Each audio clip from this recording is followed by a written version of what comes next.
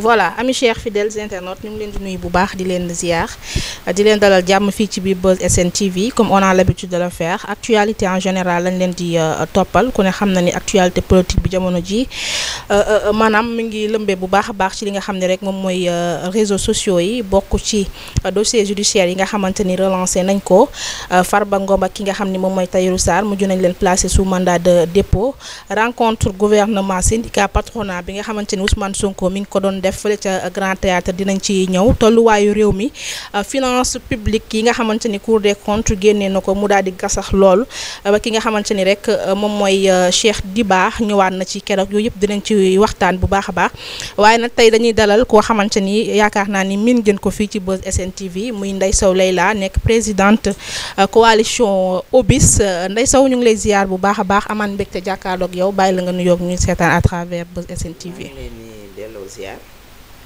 di am plaisir di fi teew comme d'habitude maa ngi lay nuyu soxna Bintu. delloo nuyu bu baax. di la wax dalal ak jàmm. di la tardé nga nag foo nekkoon. wala koor gee la jàpp. koor gi jàpp gu ma nag xanaa soxna Zeynab. maa ngi leen di déwénati di leen baal àq. di leen baalu àq. di ñaan ci weeru koor bi ñu jëm. ñu commencé ko ci bismillahi rahmaani rahim eggale ko ci alhamdulilahi rabil alamin ñëpp fekkee kenn bañ a wute. yàlla ñu ko xéwali yokk mën-mëni def wér gu bëri sant daal. ñu koy ñu ngi baalu bu baax a baax nag di baalu àq ci weer bi. ñu nga xam ne suba la ñuy woor. waaw incha allah ne soxna Zeynab moom. tàmbale na tey jiitu nañu moom. suba la ñuy tàmbale incha allah nuyoo bi am na solo di baalu àq nag di profité sax na laax di baal suñu internet yëpp àq di ñaan yàlla ñu dugg seeg bisimilahi rahmaani rahim génn ceeg alhamdulilahi rabbi alamin soxna Ndeye Sow Leila ñu dooree ak li nga xamante ni moom mooy rencontre gouvernement syndicat patronat bi am xamante ni moom moo amoon ñi ki bàkki démb fële nga xam ne moom mooy ca Grand Théâtre comme ni ko président Bassirou Diomaye Faye sàkkoowee woon moom premier ministre pour mu dem jàkkaarloog syndicat yeeg patronat yi waxtaan ak ñoom ci li nga xamante ni moom mooy tolluwaayu réew mi waaye xool naka la ñu mën a gën a ñoŋalee li nga xamante ni rek moom mooy lu dox seen diggante gis nañ kàddu yi nga xamante ni tukkee na fa ci Ousmane Sonko ginnaaw bi Cour des comptes génnee li nga xamante ni moom mooy rapport bi tey ban jàngat wala lan nga retenir ci li nga xamante ni PM wax na ko foofu la ca Grand Théâtre ci rencontre boobu. bon je pense que déjà moom deful li ko patron santoon. ndax yaakaar naa patron daf ne ko woon na dajale ñëpp waxtaan ak ñoom. je pense que yemul woon ci patronat bi kese. syndicat yi ñëwoon nañ ak syndicat yi je pense. te syndicat yi ñëpp ñëwuñu mais nag dégg nañ seen i wax.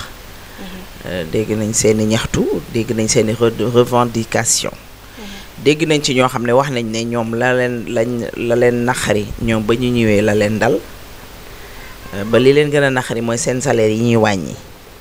maa ngi dégg benn soxna soo xam ne moom nee na retraité yi. liñ leen war a jox ngir yàlla yonent bi nañ leen koy fay nañ leen koy jox te defe naa loolu lu war la. dégg nañ ci aussi parce que je peux dire que ci li ma jot a dégg mooy c'est mal organisé. Ah bon? Mal organisé mooy que am na ci ñoo xam ne nee na ñoom ñi ngi soog a yëg ne. affaire bi am na jour bi ñu leen waxee noonu jour boobu lañ leen wax ni yéen da ngeen di jël parole. bi ñuy ñëw ci lañ leen jour boobu lañ leen wax wala bi ñu nee suba la lañ leen wax ne dialogue bi am na. Ils se sont pas préparés et c'était quelque chose à déplorer voilà. pourtant annoncé woon nañ kon avant. waaw mais bon moom kii surtout ki jël parole étudiant la nee na maanaam yëf yi dafa yéex te moom dafa yéex a xam ne dafa waroon a jël parole. dialogue bi nag man li may njëkk a wax mooy musuma woon toog xalaat ne nguur gi fi nekk dinañ dialoguer parce que dañoo mës a wax ne dialogue ne peut aboutir à rien du tout dañoo mës a wax ne dialogue fajul dara dialogue amul njëriñ tey ce sont ces mêmes gens là aujourd'hui qui sont au pouvoir ñoom ñoo toog tey ne dañuy dialoguer woote dialogue. mais est-ce que tamit tolluwaay réew mi moo tollu foofu. non déggoo man la tolluwaay réew bi da daan tollu fu raw fii ñuy woote dialogue ñu ne ñoom du ñu ñëw parce que gëmuñu dialogue li tax Macky Sall di woote dialogue li tax gouvernement bi di woote dialogue dañoo tële dañoo mënul moo tax ñuy woote dialogue. gouvernement bi. waaw loolu lañ daan wax Ousmane Sonko gémminam comme que wax rek lay def léegi nag tële boobu mu doon wax Macky Sall moo ko daloon ba tax muy woote te dëgg la ko tële amul liggéey boo dee liggéey nekk ci réew da ngay woo ñëpp di waxtaan ak ñoom que ce soit l'opposition, la politique, les hommes politiques, que ce soit les syndicats, que ce soit les travailleurs, ainsi de suite. Journalistes yi sax da nga war a waxtaan ak ñoom. Voilà, kon dialogue c'est toujours loo xam ne et ça se passe dans des familles, ça se passe dans des amitiés. Kon dialogue c'est humain boo ko defee. boo ko defee loo war a def la parce que day indi jàmm ci biir nit ñi. et dialogue boobu ñu doon wax ne Macky Sall bi mu koy def dafa tële woon moo tax. Macky Sall da koy def dans le faux, c'était pas sincère, c'était pas. Aujourd'hui je leur retourne la même chose, c'est pas sincère, tële nañ, munuñu, xamuñu, moo tax ñu va woote au dialogue. Et comme dans ses habitudes, Ousmane Sonko prend la parole encore pour dénigrer, pour gaaruwaale, pour xaste, pour donner ay je sais pas promesses yoo xam ne pour wane ne lii ñi ngi ci. En fait c'est une personne qui n'est jamais responsable de ce qui lui arrive wala de ses responsabilités. Parce que quand tu es premier ministre, tu es un chef de gouvernement, lii dal yépp ci gouvernement bi sa kaw lay dal. mooy comme bi Diomaye waxee ne mënuñu dañoo tële affaire bi doxul dara doxul, dépense amul, añ amul, reer amul. Li ma doon wax foofu mooy que bi loolu amee rek on avait un gouvernement qui devait démissionner ou qui devait être dissous. Ah mais est-ce que tamit un gouvernement non boo déggee gouvernement c'est pas Diomaye en personne parce que lui s'il devait démissionner c'est lui qui devait, mais c'était le gouvernement de Ousmane Sonko en tant que premier ministre. ñoom dañoo waroon a démissionner ou qu'on les fasse démissionner. Voilà wala ñu wàccee ko ou beneen premier ministre. Voilà. Ils ont beau dialoguer mais Ousmane Sonko tête du gouvernement, Ousmane Sonko premier ministre, rien ne va fonctionner dans ce Sénégal-là. Ça moom lu ma leer la man. En tant que Ousmane Sonko premier ministre, ñu def dialogue, ñu bañ a dialoguer, ñu waxtaan ak syndicats yi, ñu dig leen, ñu bañ leen a dig, ñu faj seen fajuñu ko. Rien ne va marcher avec un premier ministre qui se nomme Ousmane Sonko. Parce qu'il n'est pas capable. Mais kàddu yi nga xamante ni yëkkati na ko ca boobule dialogue ne rien de durable ne peut se faire sous la pression et les urgences. Est-ce que tamit ñoom nekkuñu bëgg a tabax quelque chose boo xamante ni day taxaw fu mu taxaw bañ di topp pression nit ñi wala urgence nit ñi ba maanaam def loo xamante ni mënuñu ko. Ndax tamit li nga xamante ni Cour des comptes génnee na ko ci wàllum endettement ministre Cheikh Diba yëkkati na ci keroog ay wax xam nga dëkk boo xamante ni itam mu ngi toll ci 99,63% d'endettement ñoom loolu lañu wax xam nga loolu tey ji maanaam buñ ko xaymaa maanaam totalité la suñuy biens yi nga xamante ne am nañ ko fi yëpp Sénégal wala lépp li nga xamante ne xam nga loolu tamit day xaw a pays bu am dette loolu du problème du cas. Mais à ce point s'il te plaît dette bi nañu liggéey boo lebee pour liggéey moo tax soo liggéey di nga mën a fay lii ñuy wax amul benn sens. Ousmane Sonko ñun daf ñu gëmloo woon ne bu ñëwee lépp day sotti Bintu Ousmane Sonko yii muy wax nii ak gouvernement moom parce que bokkuñu sax déjà li ñuy wax kii day wax jëm fii kii wax fii ne la c'est gérable kii wax na la c'est lii kii ne la c'est lii. En fait man Bintu franchement je veux même pas débattre sur ces gars-là parce que je vois des gars yoo xam ne ils sont totalement toujours dans le faux. Seeni wax cohérent wut des autres parlent sous la dictature. Ousmane Sonko quand il se permet d'accuser d'association de malfaiteurs tout un secteur financier, toute une administration financière, et je vois ces mêmes têtes là yi nga xam ne ñoom la ñu accusé ñoom ñoo toog ñoo ne ñoom ñooy défendre li Ousmane Sonko wax. Diba fu mu nekkoon gouvernement précédent. le Lola le frère de Moubarak Lô fu mu nekkoon. Benen waa ji sant Sarr le frère de la dame là, mais ce sont ces mêmes gens là qui finance bii ñuy wax ñoom ñi ngi ci woon. Man je vois dama leen di gis ñu rangaloo mais attends j'ai même pas envie de les écouter parce que ñooñu lan lañ ma mën a wax man lu ma xamul wala lu dugg sama bopp. Ce sont ces mêmes gens là qui viennent se ridiculiser aujourd'hui devant tous les Sénégalais, mais le ridicule ne tue pas quand même Bintou. Léegi man ñooñu lan lañ ma mën a wax ci sama finance su dëkk lu ma gëm wala lu ma xam. Man je parle pas de finance boo ma laajee tey ci finance dama naan la damay wax sama li ma ci gis ak liñ ma ciy wax mais man jànguma finance Ousmane Sonko xamul finance jàngul finance dafa toog jàkkaarloog milliers de Sénégalais ne leen lii ak lii ak lii ak plus de nangam ci milliards lii ak lii la ñuy def nem si yàlla si Moustapha Ba yàlla na ko yàlla yërëm te xaare ko àjjana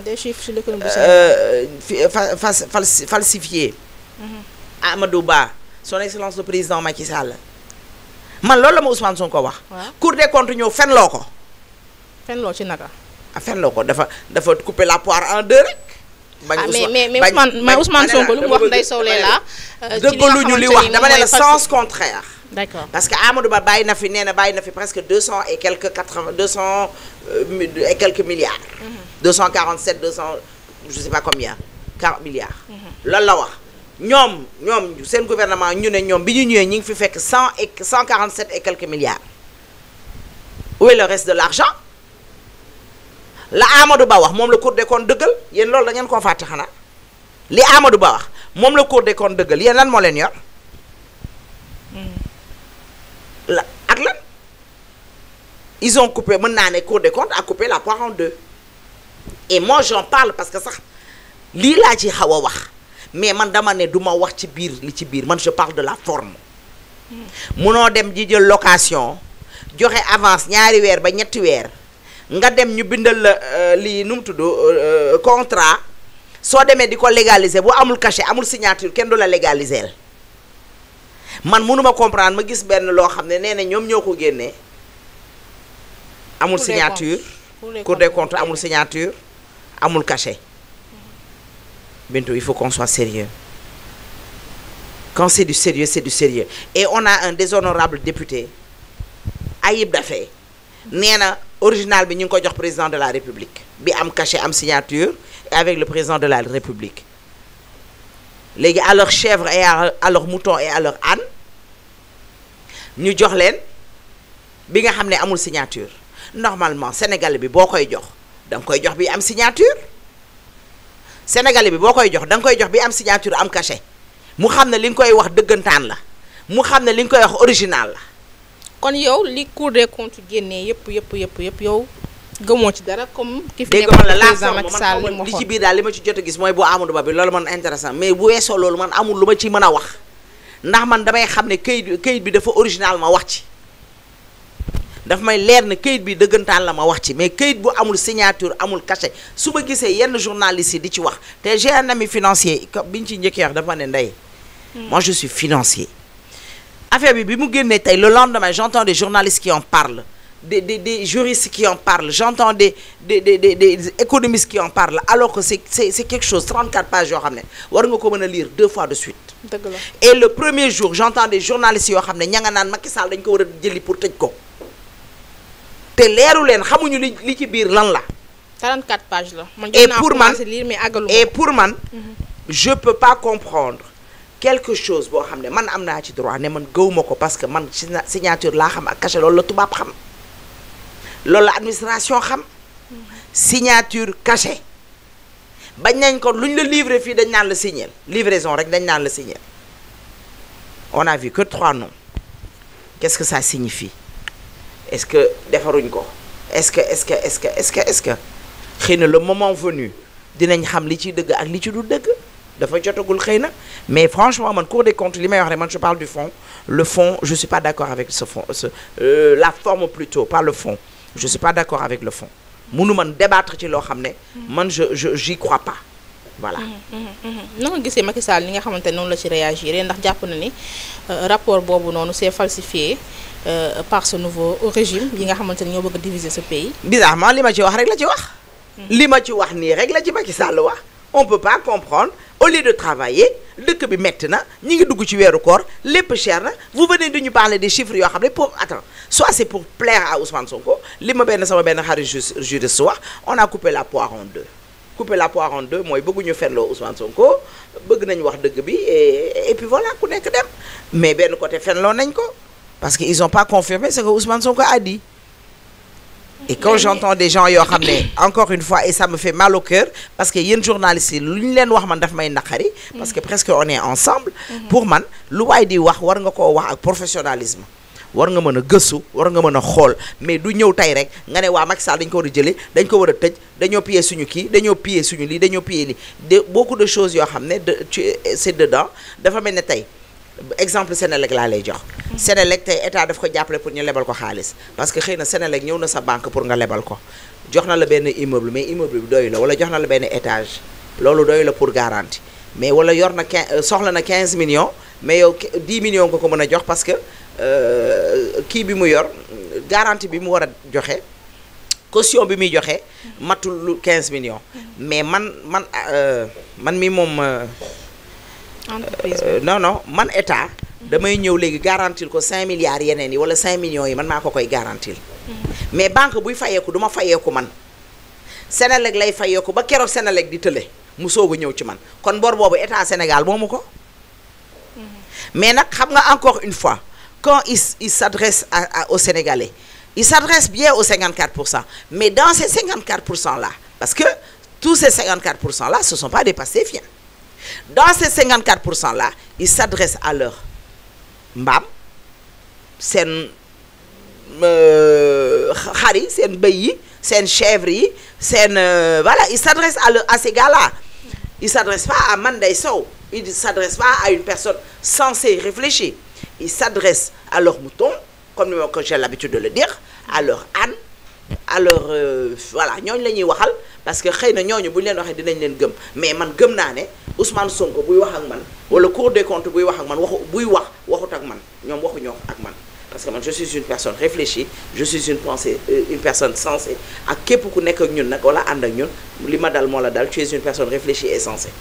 D'accord li nga wax am na solo mais ci li nga xamante ni moom mooy wàllum transparence ni nga xamante ni noonu nga gisee jamono ji ñuy defee ci comme ni ñu ko yàgg waxee seen slogan jub jubal jubbanti lépp li nga xamante ni lu ñeer réew mi la dañ koy daal di teg ci table bi daal di koy waxtaanee yaakaar naa ni li nga xamante ni am na Grand Théâtre itam xaw na koo firndeel tout parce que pour la première fois ñu gis gouvernement bu jàkkaarloog syndicat patronat teg lépp ci table bi jàppoon itam loolu tamit. mais Bintu journaliste bu mag nga aussi. bu ne pour la première fois. un état nguur yi fi nekkoon. arrête s'il te plaît dañ daan nekk benn. arrête s'il te plaît dañ daan taxaw wala dañ daan nekk ci benn bërëb. arrête s'il te plaît après wax li nga xam arrête s'il te plaît. vas-y kon. Macky Sall a toujours appelé au dialogue et ça se faisait même s'il te plaît. ça se faisait ouvertement et c'était sincère. dama ne la yóbbu ko Grand Théâtre te amul sincérité ak def ko biir palais wala def ko biir SICAD wala def ko benn stade te mu am sincérité moo ko gën. mais lan moo tax nga ne amul déglu ma s'il te plaît def ko Grand Théâtre def ko Grand Théâtre te amul sincérité nga def ko benn néeg ci biir benn néeg wala ci benn salle te mu am sincérité moo ko gën te li ngay wax mu dëggu ci yow te nga gëm ko arrêtons sa jubal jubbanti. mais transparence ma ne la charité bien xaw ma lan commence par soi-même arrête. charité bien ordonnée commence par soi-même defe naa noonu la ko tubaab bi waxee jubbantil daal mooy jubbanti la mooy xam nga man pour man seen jubbanti fi ñu ko war a parce que ñoom jàpp nañ ni seen magistère li nga xamante ni noonu la ñuy doxalee s'il te plaît maanaam lépp loo xamante ni lu ñuy dox la loolu lu ñuy dugg lu ñuy génn dañ koy Ousmane Sonko mënuma wax wala état wala gouvernement wala Diomaye mënuñu ma wax ne man Ndeye Sow muñal xaaral parce que man dañ ma gëmloo ñoom bi ñu jël réew mi parce que nag kaay ma wax la benn affaire il faut que kon sénégalais yeewu man tey su nekkee s'il te plaît su nekkee man dama bëgg jël réew mi te man xawma état nu muy fonctionner man jarumaa jox réew mi si je veux prendre une mairie te xawma nu mairie di fonctionner jaru nga may jox mairie si je veux être un député te xawma député du peuple nan la ko war a comporter woo jarul ngeen may jox may nekk député du peuple on peut pas avoir des gens qui veulent diriger un Sénégal et ils savent pas comment diriger wala xamuñu ne boo duggee biir état y a ces réalités là wala y a ça et ça et ça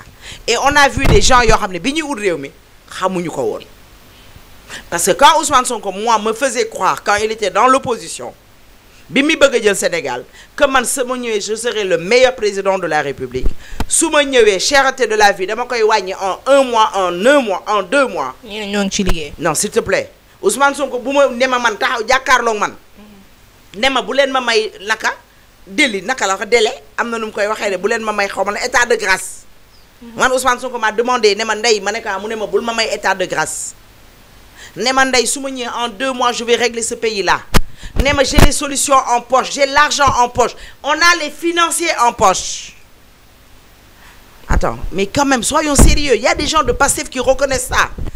ils reconnaissent que Ousmane Sonko lii la leen waxoon kon bu nekkee ay diggee naxay maay la man tey mënuñu maa wax man lu dégg sa dugg sama biir bopp bi soxna Bintu man li ma bëgg mooy man li ma Ousmane Sonko diggoon man parmi les 54% man lii la ma diggoon dama bëgg man mu defal ma ko encore une fois si on a des leaders de parti ou de mouvement qui veulent devenir des présidents demain war a doon ay présidents suba te mënuñu def la part des choses mënuñu xam ne tey bu ma jëlee réew mi lii ak lii moo ma ciy fekk ñooñu jaru ñoo jox réew mi war nañ leen a defal examen kon problème am na c'est pas Ousmane moo fi taxaw di ñaan 1 an 2 ans bërki dem bi muy soog a jël dafa ne may leen ñu fii quelques mois ñu ñëw en 10 mois Ousmane Sonko président am génn ne dafa tële 10 mois Ousmane Sonko ne dafa tële bërki dem mu toog assemblée nationale di dagg sante comme jeeg di dagg sante comme jigéen mu ne moom il est le meilleur premier ministre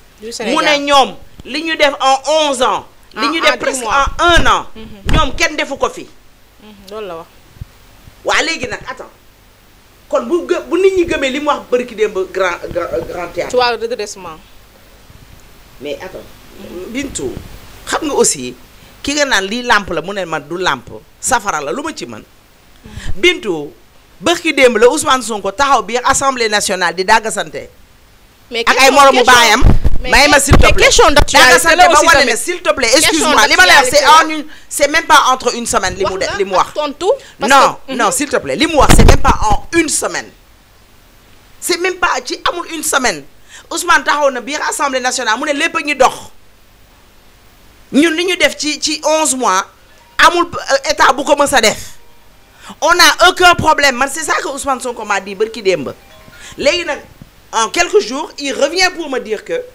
Assemblée nationale il vient me dire au Grand Théâtre ni démb que rien ne va mais on parle avec quel Ousmane Sonko de l'Assemblée nationale ou du Grand Théâtre Diomaye nous dit qu'il a le meilleur premier ministre que le Sénégal ait eu mais quand même Bintu dama bëgg aussi xam nga nit aussi bu ñu far wala ñu bëgg lu neex nit wala ñu bëgg yenn jàmm yi wala ñu bëgg lu saafaan bay wax lu du dëgg parce que wax lu du dëgg ci ñaari côté la soit da nga bëgg a taal réew mi soit da nga bëgg da nga farul ak keneen ki man du ci benn damay wax li nga xam ne mooy réalité tu peux pas il y a une semaine de cela tu me dis que yéen a ngi liggéey bu mucc ci ayib amoo leen benn problème et une semaine après tu vas au Grand Théâtre avec des gens et tu leur dire que on est dans des difficultés na ngeen ñu muñal non y a pas de muñ état du muñ balaa may dee fekk ñu fi xaalis mais ñoom bu ñu fi fekkoon xaalis kon ñu war a xam ne Macky Sall liggéeyul dañoo war a mel kon dañoo Macky Sall day mel ne maire boobu nga xam ne day liggéey nee na ba delloo xaalis budget bañ koy jox day liggéey ba desal dem delloo ji xanaa kon ko maire boobu sax liggéeyut Bintou il faut qu'on soit sérieux et qu'on se dise des vérités Ousmane me dit barki démb que encore une fois que y a pas de problème y a pas de souci mënul ñëw démb encore ne problème am na y a aucun problème bi ñu am mooy ce sont des incapables mënuñu liggéey attanuñu réew mi attanuñu état mais c'est pas trop démissionner Ndeye Sow pour le juger jox ñi nga xam ne attan nañ réew mi mën nañ Bintou la vie est chère mais nee na ñu ngi ciy liggéey xool naka la ñuy non je te dis lan la bagage di jar fi ñu ko toll nii Bintou xam nga kilo kaani ci lu mu nekk xam nga saako soble ci lu mu nekk fi ñu toll nii kaani piment laa la xam nga piment xam naa kaani bu sew bi nga xam ne ñun te état du gérer loolu état ceeb ak diwlin rek lay lijjanti ak meew kilo kaani mi ngi woon 2800 léegi mi ngi 5000 yaa ngi dégg loolu poobar mi ngi ci ñaata meew mi ngi woon 2800 meew mi ngi ci 4000 café Touba mi ngi woon ci 2500 mi ngi ci 6000 diwlin 19000 ba 22500 maanaam yow boo yóbboo juróomi junni téeméer bi moom ngay fayee pour ñu indi la moom pour ñu livrer la ko nga ñëw ci ceeb yaa ngi woon ci 18500 léegi yaa ngi ci 22500 moom tamit plutôt 24500 nga dem ci poobar xam nga poobar bi nga xam ne góor ñi lijjanti wuñ ko gouvernement bi toppatoowu ko poobar 4000 poobar mi ngi ci 6700 6500 ak 7000 marché poisson balaa nga faa dugg fay ñeen fukk Seras balaa nga faa dugg fay téeméer muy kii jaay muy kii jënd jusqu'à quand loolu lañ digoon Sénégalais yi lan moo ko waral courant bi démb dama dugal 5000 dama bëgg seede laa bëgg 5000 laa dugal xamal ñaata laa am 34 maa ko tey man du may dugal 5000 dama dugal 5000 uniquement pour xool li nit ñi di wax 34 laa am ci 5000 bi nga xam ne yaa ngi war a am 50 ñaata. 54 maximum yaa ngi war a am 54 maximum loolu lu muy signifié 5000 daan nga am sax 59 man maa ko dugal démb balaa ngay dem ma capturer ko jox la ko nga partagé ko bu la neexee 34 laa am xam nga 31 ci loolu lañ toll location bi metti na ñi ngi ci weeru koor ñi war a dund kii war a jaay kii war a jënd fan la ñu jëm da ngay gis fi ñu toll nii koo xam ne da lay wone la dañ ma indil kayitu huissier. koo xam ne musul am problème boobu mais nee na nag ba tey seen programme bokk na ci ay logements sociaux aussi tam. logements sociaux yi dañ ko fee fekk xam nga luy problème bi ñoom li ñu fi fekk rek la ñuy inauguré changé wuñ fi dara bërkit mais attends bërkit dem gis nañ joomaa yi di inauguré loo xam ne dañ maanaam ngénte bébé bu ñu ngénte ba pare yéen baa loolu wax ngeen ci musée bi. est-ce que expliqué nañ la le pourquoi. vas-y Sare mi yor laaminam bi di dagga sante non xaw ma le pourquoi man boobu. mais Sare seen chargé de communication la xaw ma. sagaru ministre boobu génn di wax. mais lu ko tee moom mu expliqué Sénégalais lan moo waral ñaari yoon ñu ngénte ko ñu ngénte ab doom Macky Sall inauguré na ba pare Diomaye li mu doon inauguré waat lan la te respecté wuñu Sénégalais yi ils prennent xaw ma nan du ñu jël taawu expliqué Sénégalais yi lan moo waral loolu da ngay expliqué na nañ ma bon dëgg la Macky Sall inauguré woon na ko mais man dama koy inauguré waat inauguration yooyu lan la yàqum xaalis boobu temps perdu boobu lan la léegi ñun waruñu woon a expliquer barki démb Ousmane Sonko demul Guinée Bissau ne dafa signé ji ay accord de paix ak accord de li te nee nañ loolu yëpp amul li mu signé ki ko bind nañ ko jëli ji am na ku ñuy wax Patrice Sané bind na ci li mu signé ji woon nee nañ du affaire accord. affaire lu mu doon accord la pour la paix en Casamance diggante rebelle yeeg. te yow loolu lañ la wax. ah loolu la ñu véhiculé de comme information. bon déjà man li may laajte mooy comment un premier ministre parce que normalement accord de paix c'est le président mooy dem signer ko te boo voyagé ba ñëw war nga ñëw mën a wax c'est quoi le contenu war nga t'adresser à la presse wax ñu qu'est-ce qu'il en est pour man mais gis nañ ku bind Patrice Sané te dégguñu kenn ku ko weddi. nee na li fa Ousmane Sonko uti woon moom laa lay xoolal ni su ma nekkee gis naa ko dinaa la ko wan li fa Ousmane Sonko uti woon du li ñu wax kon y a problème. li fa Sonko uti woon kon.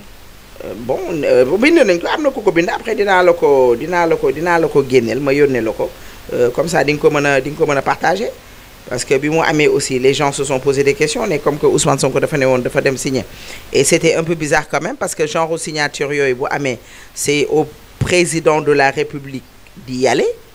mais am na yenn yoo xamante ni dañ ñu ngi koy véhiculer ci réseaux sociaux yi nday dafa am ay ñoo xamante ni je pense que dañu opposé wu rek parce que comme Ousmane mu ko waxee woon keroog fële nga xam ne moom mooy ci assemblée ba am na ñoo xamante ni dañuy dégg teel rek ne coppet daw bind seen Facebook partagé nit ñi jàpp ni loolu moom mooy dëgg alors que c'est pas ça. parce que tamit nekkul loolu nga xamante ni ñooy joxe ay fake news. Aucun accord n'a été signé hier entre Ousmane Sonko et le MDFC. Il s'agissait plutôt d'assister à la clôture d'une rencontre de 3 jours entre le comité ad hoc, voilà, Sénégal et les autres parties prenantes du processus de paix dont le Front Sud MFDC.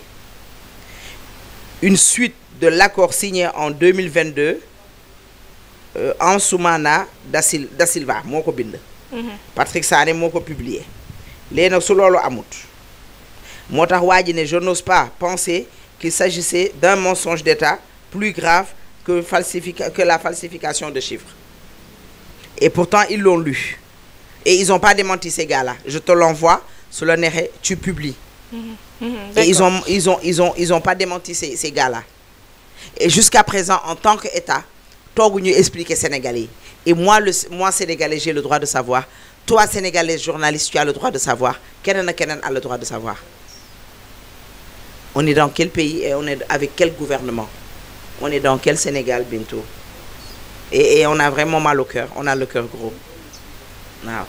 D'accord, voilà ñu ñëw aussi ci li nga xam ni gis nañ suñu première dame Marie Khone Faye li nga xamante ni def na ko fa li nga xamante ni moom mooy ca Njagañaaw fële ca Njaga Ñaaw yóbbu fa ay jumtukaay yoo xamante ni nit ñi dañ koy utiliser ku ne xam ne ci weeru koor la ñu jëm ay ceeb ak ay duulin yëkkati fa nag kàddu ci ñi nga xam ne rek ñoom ñooy jigéen ñi ku ne xam ne ni 8 mars bu ren day tombeek li nga xam ne moom mooy weeru koor bi acte boobu noonu ndax tamit social en tant que première dame am na pour mën a dem ci ñi nga xamante ni ñoom ñooy fi mu juddoo je sais pas Njaga Ñaaw wala fu borom këram bàyyeekoo def fa li nga xamante ni moom mooy ay don na nga gisee acte boobu. tu me fais rire en fait danga may reetaanloo parce que. yaakaaruma woon ne quand même seen jabar dinañ ko def nag ñoom liñ fi yàq Marième Faye Sall yëpp ci fondation Servir le Sénégal jéeg bu baax boobu sénégalaise boobu kooku bëgg réewam bëgg Sénégal. di dimbale ñëpp amul xaaj ak seen. madame la première dame. wala la seconde dame ban la ci. la première dame du Sénégal li nga def rafet na. parmi les premières dames du Sénégal. parce que y a la deuxième aussi deuxième dame du Sénégal. li mu def geste bu rafet la geste bu ñuy rafetlu la mais xam nga ig bi fan la. premier ministre am jëkkëram jooju. dafa am ku ko fi daan def mu koy xarab. am ñu ko fi daan def mu ñu koy xarab parce que xëy na du Marième Faye Sall kese en tant que première dame. vidéo bi mu ngi circulé dañ ko montel Ousmane Sonko moom xeex ak moom xuloo moom jarul dóor jarul saaga jarul wax ju ñaaw. moom flagrant délit rek nga koy yóbbu. moom jarul mandat de dépôt moom flagrant de délit xam mandat de dépôt sax dañu lay yóbbu di la enquête. moom Ousmane Sonko flagrant délit nga koy yóbbu. ñun saa yi ñu xëyee su bëggu di flagrant délit lañ koy yóbbu. li mu wax dañ koo jël monté ko ak photo madame la première dame. ay nit ñu baax dañ fi nekk di def lu baax ku mel ne Tahirou Sarr fondation Tahirou Sarr di def lu baax ñu ne sàcc la. dinañ ñëw ci loolu. non dañoo nekk ci don bi demuñu ci biir dossier boobu. mais ci don lañ lay wax parce que nag dafa am fondation bu ñuy wax fondation Tahirou Sarr. bërki démb lañ def Fuuta 1 milliard lañ teg ci taabal bi lu ne ñu def ko fa ci teraanga pour weeru koor bi dimbalee ko ay néew di doole. dimbalee ko ay faqiir. te pourtant dañ ko cee xarab rek yàggul dara li ma leex matul une semaine. yàq ko ci lu ne. traité ko de tous les noms. waaye na ma rafetloo li Tahirou Sarr def noonu lay rafetloo li première dame def. ñaawlu bi nag mais gis nañ Moustapha Diakhaté moom sotti bi nga xam ne mujj na koo def moom nee na première dame na wax sénégalais yi. fan la jëlee ceeb bi bul jël sama lanc bi dama ne la. bul teggi sama lanc bi dëkk bi dafa metti te dafa dur. te dañ ne dëkk bi amul xaalis. amul xaalis man su ma añee du ma reer bu ma reeree du ma ndékki yow amaana yooyu du la ci fekk am déet. waa léegi première dame man damay laaj xaalis bi. fan la ko jëlee ba xam ci caisse noire la jëkkëram jox ko wala ci salaire u jëkkëram wala moom dafa am salaire waaye nan la def ba yóbbu camion yooyu fii ba dëkkam beneen bi may ñaawlu mooy la seen ministre de la femme defoon ministre de la femme ba muy njëkk a génn Casamance la dem.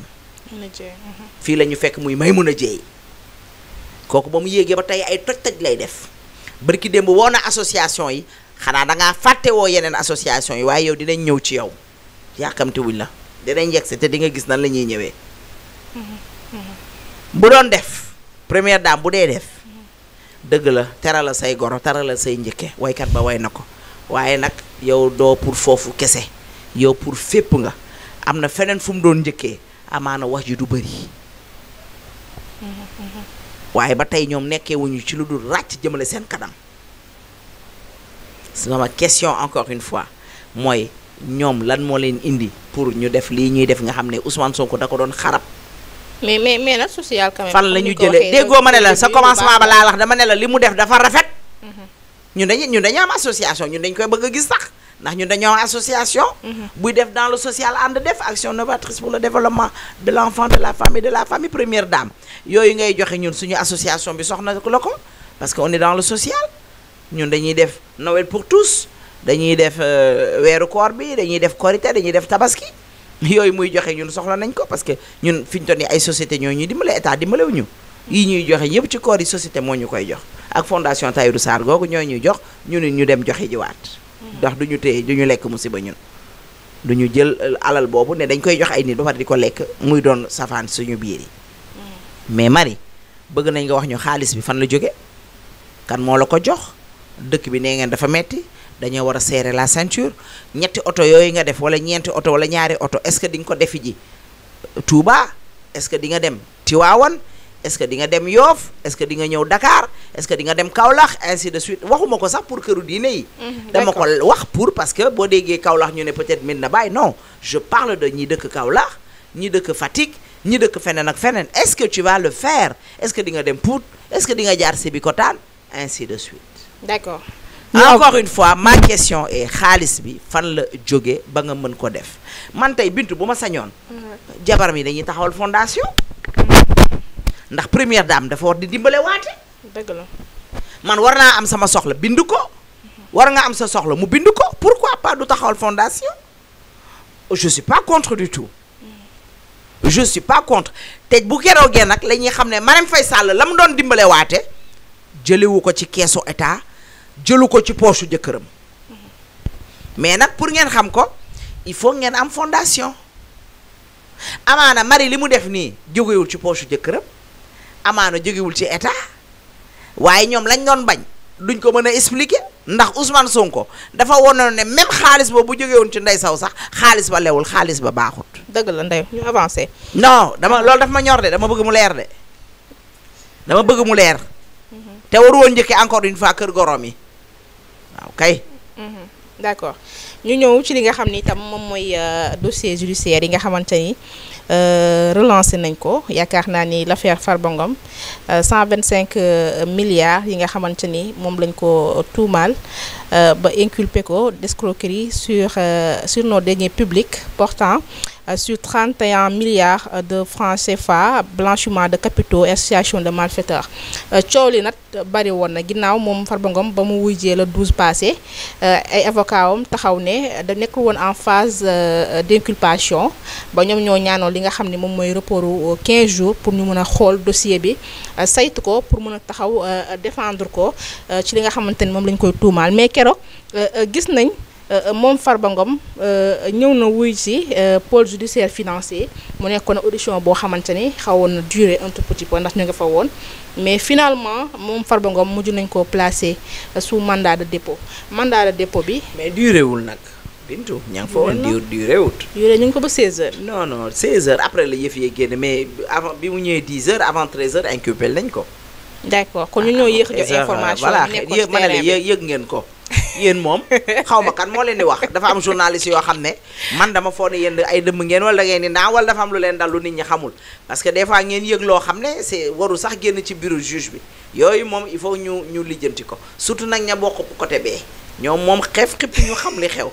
journaliste mais amuñu woon dafa am même journaliste bu ko yëgee woon sax amuñu woon droit wax ko. dafa am journaliste am nouraliste xanaa parce que di ngeen yëg yoo xam ne ñun franchement duñ ko yëg. xam nga dossier Farba bi moon je vois que du n'importe quoi parce que tu peux pas quitter 125 milliards dem ba 3 milliards jóge waa 3 milliards dem 31 milliards.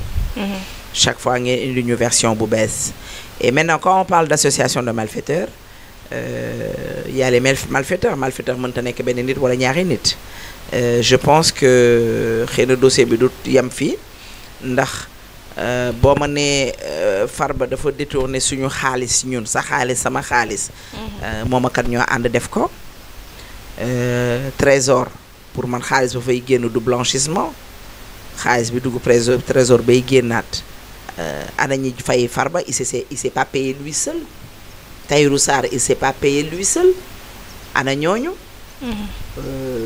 moi je vois de l'acharnement pur et dur. Pourquoi de l'acharnement pur et dur? Parce que Ousmane Sonko, encore une fois, et il revient, et il va revenir, et il reviendra toujours, si waxtaanu nit ñi est dans la bouche des gens, malgré bëgguñu ko sax di wax, dafa taxaw Fuuta mu xas géwél yi ne géwél warta am milliard, ne géwél warta tekki, ne géwél dafa war a nekk plus bas que terre, mu ne géwél dafa war a nekk plus bas que terre, géwél dafa war a nekk ku torox, géwél dafa war a nekk ku walaakaana. moo taxaw lii wax ko te yàgg na ko wax. mais avant muy jël réew mi propos yi dur na de. non avant muy jël réew mi avant muy jël réew mi. xas na géwél yi ndax Farba Ngom mu jëlaat réew mi dem ba Fuuta xasaat géwél yi ndax Farba Ngom.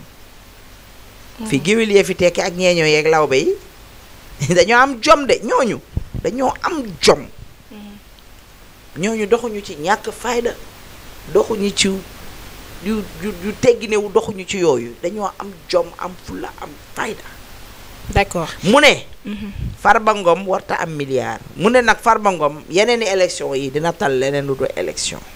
mais est-ce que tamit discours boobu damay gis ñi fal ak Farba Ngom wala ñi nga xam ne ñoom ñoo nekk biir APR à chaque fois loolu la ñuy jël comme arme de guerre Ousmane Sonko ba mu ñëwee Agnam moom moo avertiroon Farba Ngom. il a dit ou il l'a pas dit menacé mais est-ce que tamit il l'a dit ou il l'a pas dit wax na ko wala waxu ko il l'a dit nee na Farba Ngom bi mooy sa dernière campagne te ñi mu tëkku ñëpp ñi ngi ci kaso bi. mais ndeysal déglu ma tëkku na Lat Diop a ngi te kaso bi. tëkku na képp ku àndoon ak Macky Sall yaa ngi ci kaso bi. tëkku na képp koo xam ne am nga teraanga ñuy tudd sa tur même boo nekkul ci état bi am na ñu mu dugal ci biir kaso bi ñi ngi ci biir kaso bi xëy na tombee waral ay gaaf. mais waaye moom yéeneem la waxoon ndax nee woon na su ma jëlee réew mi yéen ñëpp dinaa leen tëj te boobu mi ngi nekk ci opposition bi te ba tey mi ngi koy doxalee mi ngi sosol ay gor mi ngi dénigrer ay gor ak ñi mu àndal. mais yéen pourquoi ngeen bëgg a jël lépp tam teg ko ci Ousmane Sonko. bon ndax justice tamit association de malfaiteurs boo koy wax. man Bintu yooyu nga may ruube noonu man duma ci wax moom moo ko wax moo wane ne le ministre de la justice n'est pas une administration je pense noonu la ko waxee politique la ministre de l'intérieur politique la su leen nee jàppal ma diw nag dañ ko war a jàppal man Ousmane li muy wax rek laay def de moo taxaw grand théâtre mu ne woo nañ ko ne ko diw ci yow la bokk nan lay doxalee nan lay defee bërki démb lañ jàpp Assane Diouf te on a vu le premier insulteur du président de la République Diomaye te mi ngi dox ay soxlaam te ba tey mi ngi saaga Diomaye gis nañ ñoo xam ne ñi ngi saaga Macky Sall mi nga xam ne président la woon te ba tey ñi ngi toog seeni biir kër kenn jëli jiw leen ñi ngi gis ñuy menacé te kenn jëli jiw leen ñi ngi gis ñi nga xam ne ñi ngi woote à l'insurrection la ñuy wax xaw ma te kenn jëli jiw leen ñi ngi gis ñi nga xam ne ñoo ne ay ministres yoo xam ne dañoo toog ñu ne ñun ci ay télé ni ñun ba cocktail molotov defar jotee ñun dañ doon ànd di joxe suñu xaalis di defar ay cocktail molotov te tu es un ministre de la République aujourd'hui et kenn jëli jiwu leen et kenn inquiété wu leen. Khadim Ba dossier am c'était 300 milliards je pense kenn médiatisé wu ko Khadim Ba directeur ba mu bokkal Cori Banque 7 milliards dañ ko relâché purement et simplement waa léegi lu tax dossier Farba Ngom war a def feu et flamme. waaye ba mu jaral procureur des pôle finance daal di génn wax am ne pôle finance nee na 91 milliards plus de 91 personnes ñoom la ñu war a entendre ñoom la ñu war a auditionner lu tax ñu taamu ci bu kii bi lu tax mu jaral procureur bi mu génn bu Farba bi. mais comme nee nañ liste la. Farba Ngom la ñu njëkk a woo. ba pare ñu dégg naa procureur bi mu ne am nañ ñu joxe 2 milliards ñu fayagum 2 milliards procureur ñooñu fay ñu 2 milliards booy wax ak Sénégal yi dee leen wax lu leer. waaw procureur bi waxoon na loolu. fay ñu caution la booy jël kër da ngay joxel avance sooy jël kër da ngay joxe caution ma bëgg a leeral tuuti balaa may duggaat ci lu sori ci Farba bi dañ ne Farba liñ koy jiiñ daf ko accepté. ndax bu ko accepté woon du nangoo joxe caution. foofu laa doon ñëw noonu parce que il a accepté de donner 31 milliards de francs CFA pour non li nga xamante ne moom la ñu ko incriminé maanaam proposé na sax juge bi. 34 millions teg ay garantie immeuble. 34 bi la 31 valeur wu 34 milliards. 34 non voilà dama juum 34 milliards valeur dee leen wax yéen médias yi bu leen di wax ne dafa joxe non parce que ki bind dafa ne pour éviter la prison il a proposé de mettre en garantie des immeubles d'une valeur équivalente au montant incriminé te moom 31 milliards lañ ko incriminé. dama ne la valeur u 34 milliards la teg ci taabal bi tegal leen plus war na ne mais moom il a crié tout sur tous les toits. s'il vous plaît s'il te plaît pour wan ne non pour wan ne dawut loolu il faut ñu leeral ko Sénégalais yi danga may ma woon leeral foofu Sénégalais yi. nga joxe caution. taxul nga ne yow sàcc nga accepté nga ne dangaa sàcc man Ndeye Sow yow danga maa jiiñ 1 million 1 million yi mais pour ñu xam pour yow danga ma jiiñ mais balaa juge bi di ci am lu mu leer il faut mu def enquête bi mooy dina woo ñi fekkee bi nga may lebal dina fekkee bi nga may jox keneen ak keneen yooyu il faut ñu woo leen temps boobu ñaaree am soit damay cautionné damay joxe xaalis teg fa ñibbi sama kër wala ma awma lu ma joxe ma dem tëddi kaso soo demee ci article bi di nga ko fa gis après dinaa la ko jox nga xool ko mi ngi nii. bindal nañ ma ko. parce que man du ma juriste. mais damay documenté wu te damay gëstu damay laajte. tey man su ma demee moom day yëkkati xaalis bi joxe ko su ko joxee ñibbi këram ñu def ko contrôle judiciaire. loolu ay avocat ñu takkal ko bracelet bi may ma rek ñu takkal ko bracelet bi. joxewu ko parce que il reconnaît que joxewu ko parce que dafa nangu ne moom dafa leen a ameel bor non. soo joxee tey par exemple 100 milliards ñu ne yow léegi gi xool nañ ne yow 80 milliards nga ameel état bi. dañuy jël xaalis bi nga dem tëddi sa kër. doo dem doo dikk ñu nangu sa passeport. ñuy def enquête di def enquête su ñu demee ba enquête bi révélé ne effectivement ñun 80 milliards lañ la waxoon mais yow nekkate yow 150 milliards nga ñu ameel da ngay dem tëddi ba pare fayaat dolli xaw ba xam yaa ngi may dégg wala déggoo ma. tey moom bu joxee 34 milliards daf ko joxe pour ñibbi këram tëddi këram le temps que nag parce que enquête pour man enquête booy defal nit soxla mandat de dépôt soo bëggu toroxal nit bi bëggoo ko humilier da lay jox caution bi nga téye caution bi mu ñibbi këram ngay def sa enquête di def sa enquête bañ ne Farba Ngom mii kat wala Tahirou Sarr mii kat liñ leen jiiñoon nekkati juumte la dara amu ci dañ leen di delloowaat seen xaalis loolu sénégalais nañ ko xam dafa mel ne ma jox leen ko ci exemple booy jël kër da ngay joxe 3 mois d'avance wala 2 mois d'avance soo joxee 2 mois d'avance yi da ngay dem tëdd bés boo bëggee génn borom kër gi day def évaluation. xool loo fa yàqul xool ba xam yàqoo contact yi yàqoo local yi yàqoo su nekkee yàqoo dara mu delloowaat la say 2 mois d'avance intégralement. su nekkee yow mi sax da nga jël choix wu defar sa xaalis dañ la koy delloo su nekkee nag yow yàq nga sa xaalis kenn du la ko delloo noonu la affaire caution nekkee wala garantie ci lii dal Farba ak Tahirou Sarr ñi ànd ak ñii nag seen xar yeeg seen bëy yi jàpp seen lamine yeeg seen chèvre yi di wax lu ñaaw di wax loo leen xamut man jànguma justice duma juriste mais damay gëstu dem leen ngeen gëstu ji nit ñëpp di gëstoo ngeen xam lan moo waral Farba war a fa léegi nag. léegi justice may ma. nanguwu ko te lu mu war a nangu la. lu mu war a nangu la waru koo bañ. bi ko Farba waxee dafa ne ko danga ko yaa ko waroon a yóbbu xaw ma fan. avocat Farba yi ne ko c'est pas à Farba di moo ko fay yóbbu xaw ma lan de conservation. de foncier. C'était pas Farba de l'emmener là-bas, c'était au juge moo koy wax ne ko bindal ko ne ko yóbbu ko fa Farba bu demee tëb dem foofu ne da ko fay yóbbu su demee lan lay wax. Tahirou Sarr ñëw def la même chose vous pensez que Tahirou Sarr tey la xëy rek am benn 1 milliard wala benn 1 million. Tahirou Sarr bi muy am teraanga ñun dañoo judd. moom bi muy am teraanga Ousmane Sonko est-ce que nekkul di xaar ay salaire u 100 000 francs wala muy jàngi école nañ leen waxtaan wax dëgg ca la. Bintou, ici au Sénégal, on voit de la pure méchanceté.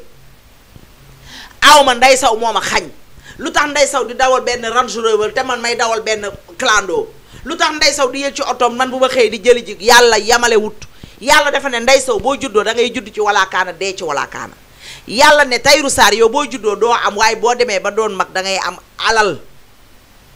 gis nga Bintou fii ngay gis ñu naan alma dégg lii gis nga sous-région yi am na koñ yoo xam ne.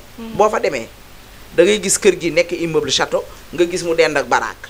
nga demaat gis kër gi nekk château mu dend ak baraak kii nekk terrasse mu dend ak ardoise te doo fa gis soxorante doo fa gis iñaanante ñooñu dañoo gëm yàlla te duñu ay jullit duñu ay catholique gëm yàlla xam ne yàlla dafa dogal ne wërsëg yamut mais c'est de l'acharnement parce que Tahirou Sarr bu ñëwee ne la maa ngi joxe nangam pour caution war nga koo mën a takkal lam bi waaye lii ma gis mooy yéene nit ki pour toroxal ko mu dem tëddi kaso soxna Bintou Rassoul dama lay wax nag fii ay jigéen nekkuñu fi de fii ay góor jigéen nekk fii ay góor yàlla dëgg ñoo fi nekk.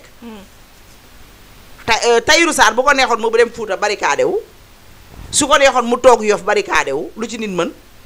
amaana dinañ ko amaana dinañ ko jëli ji waaye tàkk-tàkk ay bëri su nekkoon Farba Ngom mu barricade wu.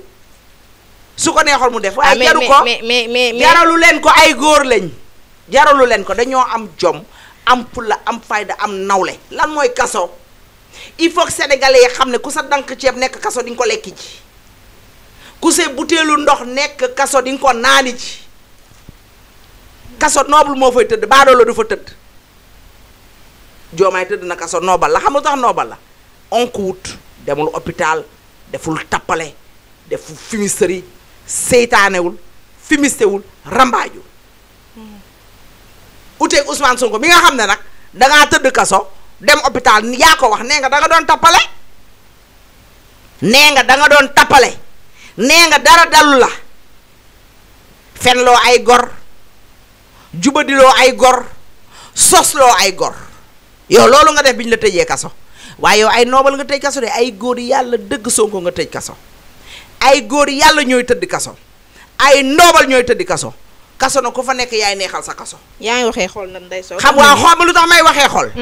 parce que lii ñuy def la ñu tegul fenn ku yëkkati ay milliards ne la téel kooku war nga koo mën a bàyyi mu ñibbi këram nga takkal ko lam bi ndax gis nañ fi ñu fi def ay cocktail molotov ñu takkal leen lam ñu ñibbi seeni kër gis nañ fi ñu fi taal ay kër jàmbur ñu takkal leen lam ñu ñibbi seen kër waaye yàlla tey jii doom ji góor la de day atte def jean def chemise def tolpedro taxaw ci feu rouge bi taxaw di la xaar nga def léegi mu def la léegi moo tax ñu ngi leen jox réew mi mënuñu koo doxal te duñ ko mës a doxal jox nañ leen réew mi duñ ko doxal te duñ ko mës a doxal te Diomaye maa ngi lay wax fii ak yaa ngi am Ousmane Sonko comme premier ministre li nga bëgg doo ko am sa xol du sedd ci sa nguur gi parce que àndoo ko xolam set xolam bu setul li nga bëgg doo ko am yow Diomaye tant que dindi woo Ousmane Sonko bii ci mais Ousmane Sonko mënta tukki mënuñoo utali ay finance mënta dem ndax lan benn Adji Sarr Ousmane Sonko dem barki dem la waroon dem Dubaï demul Dubaï mi ngi war a dem France doo dem France yaa ngi war a dem Amérique xamoo ndax lan d'accord ñu ajee ngi ñëw dal seen kaw wala dal ci kawam ajee ngi ñëw de ajee ngi ñëw mais information boobu man déggoon naa ko mais bon dama yaakaaroon ni ay fake news la parce que toogoon naa honorable Kouramaki mu ne ma aji dina dellu siwaat Sénégal ñu ne ko aji ñemewul dellu siwaat tànk mais yow aji lan lay ragal ba du dellu si Sénégal yow bul ma gën a tàngal waaye yow tamit nag aji ni mu génnee Sénégal moo ñaaw bul yàq sama énergie dañuy nekk ci koor te dañuy woor koor suba bul yàq sama énergie nga naa ma aji ñemewul ndax aji ñemewul ñëw Sénégal lan lay daw lan lay daanu lan lay ragal lan la aji di ragal ba du ñëw Sénégal dafa rey nit dafa sàcc dafa fen aji da doon liggéey ñu fekk ko ci liggéeyu kaayam def ko lu ko neexul aji lan la def dafa rey nit aji dafa fen dañ ko amande ndax 200 millions dañ ko amande ndax ay fen dafa divulguer lu moo ta divulguer kon Aïssa mën nañ ko xaar dina ñibbi Sénégal elle peut venir à tout moment elle peut venir à tout moment di daagu ci biir Ndakaaru Njaay parce que nag dëgg feeñ na nag yow tamit 54% yi xam nañ ne ñii ñu teg fii mënuñu dañoo tële d'accord ñu tëjee ak ki nga xamante ni moom mooy doomu Macky Sall bi gis nañ moom tamit tudd nañ ko ak Racine Sy ci li nga xam ne moom mooy 125 milliards yi nga xam ne rapport bi scientifique moo ko génnee ba sax am ñu naan procureur sa saisir na pour ci réquisitoire am pour mu mën a wuy si mais gis nañ Serigne Saliou Gueye journaliste mu ne moom pour leer la ko teg ay firnde yu wóor la am que ni am na ay nit yoo xamante ni dañ doon jaay ay terrain jël xaalis liquide di ko jox Amadou Sall te buñ ko woowee mu ñëw indi ay preuve non j'ai pas compris moom dafa gis te ku xam ne dafa jaay dafa am ñoo xamante ne dañ doon jaay ay terrain ay suuf fii ci réew mi di jël xaalis boobu di ko jox Amadou Sall. léegi ñu ko koy jox pour lan la. est-ce que yónniwu leen. est-ce que du ay terrain wa man genre kooku nga may wax noonu. c'est pas une personne qui m'intéresse et qui m'inspire confiance déjà kooku nga may wax noonu. parce que kooku bu nee journaliste la ñu jàppoon ko fi ndax amul woon lan. amul woon carte de presse carte de presse. ñu ne kii la def nu mu tudd am na nu mu tudd. usurpation de fonction. moom laa dégg ñu ne moom la def man je peux pas m'adresser ou parler de ces gens là. mais li mu wax rëy na de. seeni wax moom fii la toog mu ne moom confirmé na ne Ousmane Sonko dafa takk ñetteel te kenn gisagul ñetteelu Ousmane Sonko bi bul ma waxee ñooñu loolu kam ko waxal borom dëj bi dina jooy dëjëm. xam nga man li ma jaaxal ci biir association de malfaiteurs bi yëpp ci biir 125 milliards yëpp. ñi fayee xaalis bi ñi signé kayitu kër yi ñi signé terrain ba jaay mën a am ana ñooñu. Bintu man ba tey yaa ngi may wax ñi nga xam ne dañoo encaissé xaalis waa léegi ki signé kër terrain bi ki joxe terrain bi ki jaay terrain bi ki joxe kër gi ki ko signé ku mel ne Mame Boye Diao ñooñu ana ñu nga dugg biir impôt domaine génneel ma Mame Boye Diao en tant que directeur domaine. papa amoon lu mu wax de. non dama ne la nga génneel ma Mame Boye Diao en tant que directeur domaine ba pare après na nga soog maa wool nag directeur yi nga xam ne ña nga biir trésor ña fay xaalis ba mais finance ainsi de suite man lii rek laa soxla ma leneen de man ñii ñu may wax balaa pour man ñuy woo ñii dañoo war a woo directeur yi ba pare wool ma Mame Boye Diao ba pare Mame Boye Diao mi dem làqatu ci ginnaaw Ousmane Sonko mel ni jigéen. mais est-ce que wool ma Mame Boye Diao nga laajal ma Mame Boye Diao ñii ñuy wax ci suuf si nan la ñu def ba am ko. mais enquête maa ngi en cours quand même est-ce que tamit du looloo tu me tax parles de juge bi enquête boo xam ne c'est la charrue avant les bœufs. C'est la charrue avant les bœufs. Tu me parles de enquête boo xam ne c'est la charrue avant les bœufs. Avant ngay wax ñi nga xam ne ñoom ñoo bénéficié wu de l'argent ñi leen ko jox ki ko décaissé ba jox leen ko anamu. enquête préliminaire bi moo waroon jiitu. dama ne la loolu moo war a jiitu ça c'est de l'acharnement encore une fois et Ousmane Sonko nous avait promis ça et on le voit et c'est encore la justice de Ousmane Sonko. La justice de Macky Sall dafa amoon comme ni nga ko doon waxee mais maintenant il y a ta justice à toi. jërëjëf ñu tàggoon Ndeye Saly. Voilà. ñu bàyyi la rek nga daal di tàggoog internet yi. non man dama bintu. li may wax du ay caaxaan ñun enquête jànguñu justice waaye xam nañ ne enquête da ngay commencer ci suuf jëm ca kaw waaye yow ko joxe xaalis ba dekkee si signé ana Mame Boye Diao man Mame Boye Diao laa soxla pour mu wax. Mame Boye Diao est-ce que ñu ngi koy enquête lu tax ñi seen tur di feeñ. Turu Mame Boye Diao feeñu turu keneen ak keneen feeñu où sont ces directeurs là tu me parles du fils de Macky Sall tu me parles de Racine Sy xaw ma Racine Talla xaw ma ñan nga may wax. mais quand même balaa ñooñu di ñëw nañ ñu wax ñeneen ba pare. vous êtes dans le faux total Ousmane du nii ñun dañoo bëgg nga avancer loo ñu koor gaa ngi ñëw metti na. ñi daan duy seeni frigidaire amatuñu jën amul frigo xar amul dara amul soo ubbee suñu frigidaire yi dara neew fa location yi kenn fayagut. dafa am yu ñu war a defar kenn waxul bul topp kenn képp ku lekk da ngaa war a tëddi ku lekk suñu xaalisu réew da ñu ko war a fay mais on n'est pas là pour des fayantoo yu ñàkk fayda saa yu Ousmane Sonko quand à chaque fois qu'il ouvre sa bouche c'est pour dire des daggasanté des fumisteries des rambaajeries mais on en a marre.